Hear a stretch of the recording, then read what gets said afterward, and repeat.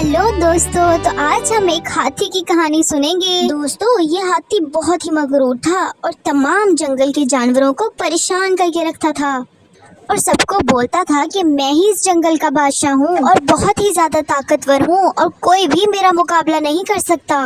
लेकिन जंगल के जानवर तो ये मानने को तैयार ही न थे, क्योंकि जंगल का बादशाह तो शेर होता है।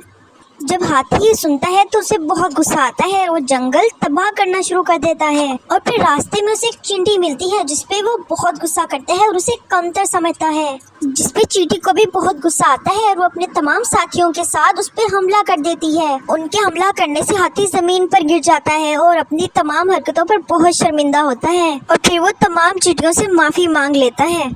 उसे उसकी गलती का एहसास होता है और वो तमाम जानवरों से माफी मांगने के लिए जाता है और बाकी तमाम जानवर भी उसे माफ कर देते हैं और उसके बाद वो सब हंसी खुशी रहने लगते हैं। दोस्तों, इसलिए कभी भी किसी को कमतर नहीं समझना चाहिए।